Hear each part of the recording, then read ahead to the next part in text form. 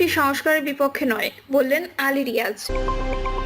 BNP সংস্কারের বিপক্ষে নয়, সংস্কারেরই দল বললেন নজরুল ইসলাম খান। গাজায় কোনো মানবিক সহায়তা প্রবেশ করতে দেবে না ইসরায়েল। এবং সর্বশেষ জানাবো খালেদা জিয়া ও শফিকুরের বৈঠক নিয়ে কৌতূহল। শুনছিলেন সংবাদ শিরোনাম, এবারে বিস্তারিত। বিএনপি সংস্কারের বিপক্ষে নয় বললেন আলী রিয়াজ। সংস্কার নিয়ে প্রধান উপদেষ্টার সঙ্গে বৈঠকের পর জাতীয় ঐক্যমত্য কমিশনের সঙ্গে বসেছে বিএনপির একটি প্রতিনিধি দল। জাতীয় সংসদ ভবনের এলডি হলে এ বৈঠক অনুষ্ঠিত হচ্ছে। বৈঠকের আগে গণমাধ্যমের সঙ্গে কথা বলেন ঐক্যমত্য কমিশনের সহসভাপতি অধ্যাপক আলী রিয়াজ। বিএনপি সংস্কারের বিপক্ষে নয় উল্লেখ করে তিনি বলেন, যখন সংস্কারের কথা কেউ ভাবেনি তখন থেকে বিএনপি সংস্কারের কথা বলেছে। রাজনৈতিকভাবে রাষ্ট্রের বেশিরভাগ সংস্কার বিএনপি করেছে বলেও জানান তিনি। আলী রিয়াজ বলেন, বাংলাদেশের গণতান্ত্রিক সংগ্রাম ও রাষ্ট্র সংস্কারে বিএনপি অগ্রগণ্য ভূমিকা পালন করেছে। আলোচনার মধ্য দিয়ে জাতীয় সনদ তৈরি করার সরকারের লক্ষ্য। এর সময় সবাই মিলে জাতির আকাঙ্ক্ষা অনুযায়ী ঐক্যমত্য প্রতিষ্ঠায় কাজ করার অঙ্গীকারও ব্যক্ত করেন তিনি। সংস্কারের সময় নিয়ে বলেন, এত সময় যেন না দেওয়া হয় যাতে মানুষের পরিবর্তনের আকাঙ্ক্ষা স্তিমিত হয়ে যায়। বৈঠকের বিষয়ে এর আগে বিএনপির স্থায়ী কমিটির সদস্য সালাউদ্দিন আহমেদ বলেন, রাষ্ট্রের সংস্কার প্রক্রিয়া চলছে, বিএনপিও অনেক আগে থেকেই সংস্কারের কথা বলছে। জাতীয় ঐক্যমত্য কমিশনের সঙ্গে এ বিষয়ে বৈঠকও হয়েছে। বিএনপি সংস্কারের বিপক্ষে নয়, সংস্কারেরই দল বললেন নজরুল ইসলাম খান। বিএনপির সংস্কারের বিপক্ষে নয় বরং বিএনপির সংস্কারেরই দল, তবে সবকিছুর মূলে জনগণ। বৃহস্পতিবার জাতীয় ঐক্যমত্য কমিশনের সঙ্গে আলোচনায় বিএনপির স্থায়ী কমিটির সদস্য নজরুল ইসলাম খান এই কথা বলেন।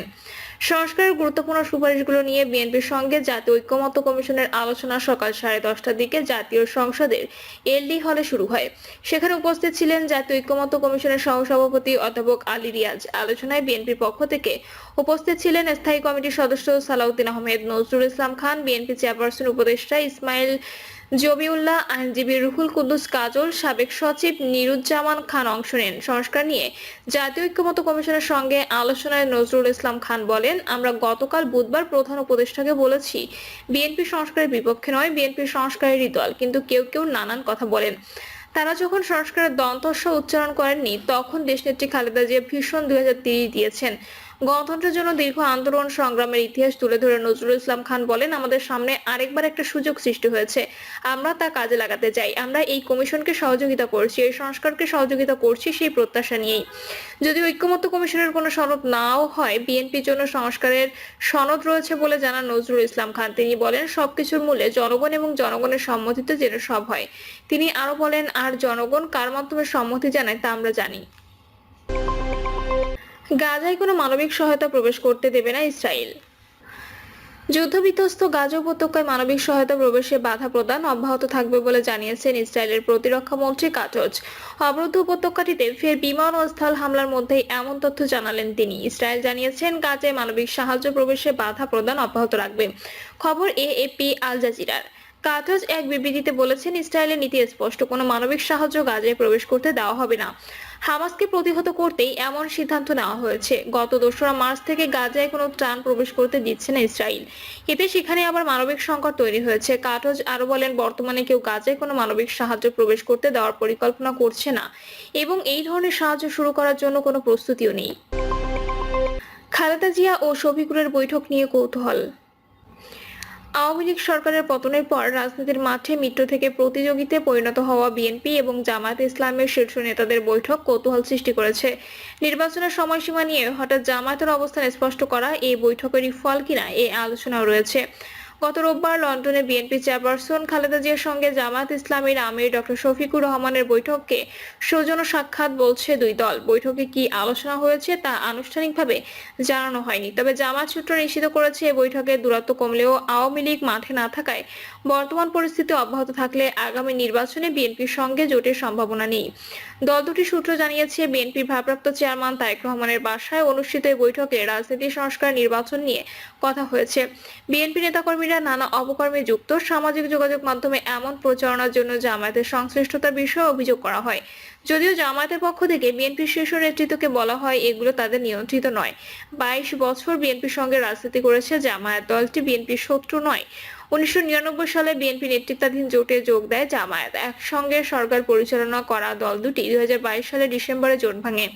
সালের 7 জানুয়ারি নির্বাচনের আগে ও পরে যুগপৎ আন্দোলন করেছে তারা। শেখ হাসিনার পতন ঘটানো ছাত্র জনতার অভ্যুত্থানে দুটি দলের নেতাকর্মীদেরই সর্বাত্মক অংশগ্রহণ ছিল। 6ই আগস্ট খালেদা জিয়া কারামুক্ত হওয়ার পর জামায়াত নেতারা তাকে দেখতে গিয়েছিলেন হাসপাতালে। শেখ হাসিনার পলায়ন এবং অন্তর্বর্তী সরকার দায়িত্ব গ্রহণের পর থেকেই এক সময় মিত্র বিএনপি ও জামায়াতের মধ্যে প্রতিযোগিতা দেখা যাচ্ছে। দল দুটি নেতারা পরস্পরের কড়া সমালোচনা করছেন। জামায়াতকে ৭১ মুক্তিযুদ্ধ বিরোধী ভূমিকার জন্য বিএনপি নেতারা প্রকাশ্যে সমালোচনা করছেন। জামায়াত নেতারা বিএনপিকে আওয়ামী লীগের মতো অপকর্মে লিপ্ত দল হিসেবে আখ্যা দিচ্ছেন।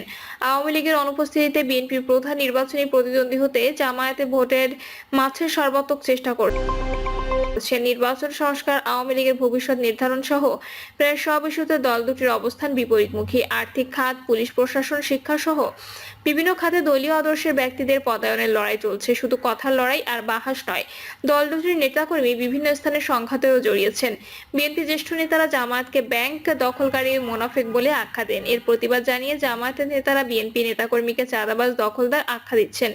এমন পরিস্থিতিতে গত রোববার খালেদা জিয়া এবং তারেক রহমানের সঙ্গে সাক্ষাৎ করেন জামায়াতের আমির শফিকুর রহমান এবং নায়েবে আমির সৈয়দ আব্দুল্লাহ মোহাম্মদ তাহের। গত 8 জানুয়ারি চিকিৎসার জন্য লন্ডনে যান বিএনপি চেয়ারপারসন। গত 4 এপ্রিল ইউরোপ সফরে যান শফিকুর রহমান। 12 এপ্রিল যুক্তরাজ্য গিয়ে খালেদা জিয়ার সঙ্গে দেখা করে পরের দিন দেশে ফেরেন। জামায়াতের নির্বাহী পরিষদ সদস্য মতিউর রহমান আকন্দ বলেছেন, শুধুই সৌজন্য সাক্ষাৎ হয়েছে, তবে এই ধরনের সাক্ষাৎ সম্পর্ক সুদৃঢ় করে। রাজনীতি নিয়ে কথা হয়েছে কিনা এই বিষয়ে মন্তব্য করতে অস্বীকৃতি জানান জামায়াতের মুখপাত্র মতিউর রহমান। বিএনপির কোনো নেতাই এই বৈঠকের বিষয়ে নাম প্রকাশ করে মন্তব্য করতে রাজি হননি। আজ সংবাদ সম্মেলনে ইউরোপ সফরের বিষয়ে জানাবেন জামায়াতের আমির। গতকাল বুধবার খালেদা জিয়ার সঙ্গে বৈঠকের বিষয়ে প্রশ্নের জবাব দেননি। বিএনপি এবং জামায়াতের লন্ডনে অবস্থান করার সূত্র জানিয়েছে, তারেক রহমানের সঙ্গে দীর্ঘ সময় আলাপ হয়েছে শফিকুর রহমানের। গত 2 দিনে তারেক রহমানের সঙ্গে কথা বলায় একাধিক নেতা জানিয়েছেন, সামাজিক যোগাযোগ মাধ্যম বিএনপি বিরোধী প্রচারণার বিষয়ে উৎসাহ প্রকাশ জানানো হয়েছে। জামায়াতের তরফে বলা হয়, 22 বছর একসঙ্গে রাজনীতি করার পর বিরোধিতা কাম্য নয়। দুই পক্ষের প্রতিযোগিতা থাকলেও দূরত্ব সৃষ্টি হলে তা ক্ষতিকর। বিএনপি দিক থেকে বলা হয়, জামায়াত বিরোধী প্রচারণা তারা শুরু করেনি। বিএনপি শীর্ষ নেতৃত্ব জামায়াতের বিষয়ে এখনো পর্যন্ত কিছুই বলেনি। জামায়াতে বিএনপি বিরোধী জনমত সৃষ্টির চেষ্টা করছে। তারাই বলছে আগামী দিনে আর জোট হবে না। বিএনপি এমন কিছুই বলেনি। বিএনপি ডিসেম্বরের মধ্যে নির্বাচনের দাবিতে সরব থাকলেও জামায়াত এতদিন সংস্কারে জোর দিয়েছে। তবে গতকাল জামায়াত আমির প্রথমবারের মতো স্পষ্ট করে বলেছেন তার দল কবে নাগাদ নির্বাচন চায়। তিনি বলেছেন, আগামী বছরের ফেব্রুয়ারির দ্বিতীয়ার্ধে শুরু হতে যাওয়া রমজানের আগেই নির্বাচন চায় জামায়াত। 2009 থেকে 2024 সাল পর্যন্ত টানা 15.5 বছর রাষ্ট্র ক্ষমতায় থাকা অবস্থায় আওয়ামী লীগ বিচারের মুখোমুখি করেছে বিএনপি জামায়াতের নেতাদের। দল দুটির কয়েকশো নেতাকর্মী বিচার বহির্ভূত হত্যা, গুমের শিকার হন, গ্রেপ্তার হন দুই দলের হাজার হাজার নেতাকর্মী। মামলায় আসামি হয়েছে কয়েক লাখ নেতাকর্মী। বিএনপির এক নেতা বলেছেন, দুই দলই আওয়ামী লীগ আমলে নির্যাতনের শিকার, কিন্তু জামায়াত 5 আগস্টের পর বিএনপির প্রতিদ্বন্দ্বী হয়ে ওঠার চেষ্টা করে যেসব অপপ্রচার চালিয়েছে তাতে সম্পর্কের অবনতি হয়েছে। শীর্ষ নেতাদের সঙ্গে জামায়াতের বৈঠকের বিষয়টি দেশে থাকা বিএনপি নেতারা জানতেন না। বৈঠকে কি আলোচনা হয়েছে তা এখনো পরিষ্কার নয়। শীর্ষ নেতৃত্বের নির্দেশনা পাওয়ার পরেই এই বিষয়ে কথা বলা যাবে। জানা যাবে জামায়াতের বিষয়ে অবস্থানের বদল হয় কিনা। জামায়াতের একজন সহকারী সেক্রেটারি জেনারেল বলেছেন, কখনোই বিএনপিকে প্রকাশ্যে নাজেহাল করা হয়নি। বিএনপি সন্দেহ করে সরকার এবং এনসিপির সঙ্গে মিলে জামায়াত নির্বাচন বিলম্বিত করতে চাইছে। এ অমূলক ধারণা থেকেই সম্পর্কের অবনতি। জামায়াতকেও মুখ খুলতে হয়েছে। লন্ডনের বৈঠকে কি আলাপ হয়েছে তা জানার পরই বলা যাবে বিএনপির বিষয়ে জামায়াত আগামীতে কোন অবস্থানে থাকবে। প্রিয় দর্শক, এই ছিল এখনকার সর্বশেষ সংবাদ। আপডেট সব সংবাদ পেতে চ্যানেলটি সাবস্ক্রাইব করে বেল আইকনটি ক্লিক করে রাখুন।